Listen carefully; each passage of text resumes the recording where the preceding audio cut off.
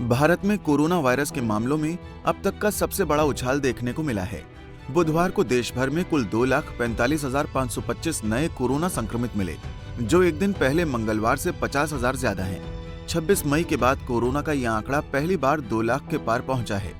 तेजी से बढ़ रहे कोरोना संक्रमण के चलते देश में 11.10 लाख एक्टिव केस हो गए हैं। कोरोना के खतरनाक वेरिएंट ओमिक्रॉन की बात करें, इसके कुल मामले भी 5,400 के पार पहुंच गए हैं।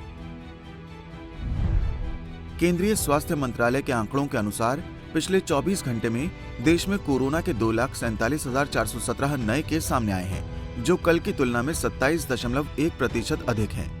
इससे पहले मंगलवार को 1.93 लाख लोग संक्रमित मिले थे। एक दिन में कोरोना के एक्टिव मामलों में 1,62,212 की वृद्धि हुई है। इससे देश में एक्टिव मरीजों की संख्या बढ़कर 11,17,531 हो गई है। राहत की बात यह है कि कोरोना की दूसरी खतरनाक लहर के समय जिस तेजी से मौतें हो रही थी, इस बार वैसा नहीं है। देश में पिछले 24 घंटों में कोरोना के 481 मरीजों की मौत हुई, जिसमें मरने वालों की कुल संख्या बढ़कर 4,84,859 हो गई है। आंकड़ों के अनुसार पिछले 24 घंटों में कुल 84,825 मरीज ठीक हुए। ऐसे में अब देश भर में कोरोना को मात देने वालों की कुल संख्या 3,47,15,361 हो गई है। कोरोना की रोजाना पॉजिटिविटी दर 13.11%, साप्ताहिक पॉजिटिविटी रेट 10.80%, जबकि कोरोना का रिकवरी रेट 95.59% है। राष्ट्रव्यापी टीकाकरण अभियान के तहत अब तक 154.61 करोड़ वैक्सीन के डोज दिए जा चुके हैं। स्वास्थ्य मंत्रालय के आंकड़े बताते हैं कि 19 राज्यों में 10,000 से ज्यादा एक्टिव केस हैं। 30 दिसंबर को देश में कोरोना पॉजिटिविटी रेट 1.1% था, जो बढ़कर 12 जनवरी को 11.05% हो गया है। केंद्र ने साफ कहा है कि महाराष्ट्र, पश्चिम बंगाल, दिल्ली, तमिलनाडु, कर्नाटक, यूपी, केरल, गुजरात में कोरोना के लगातार बढ़ रहे केस चिंता का विषय बने हुए हैं। कोरोना के 54.87% नए मामले सिर्फ 5 राज्यों से सामने आए हैं। सबसे अधिक मामले दर्ज करने वाले इन 5 राज्यों में महाराष्ट्र सबसे ऊपर है, जो 18.88% मामलों के लिए जिम्मेदार है।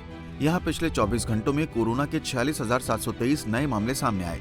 इसके बाद दिल्ली में 27,561 मामले, पश्चिम बंगाल में 22,155 मामले, कर्नाटक में 21,390 मामले और तमिलनाडु में 17,934 मामले सामने आए हैं।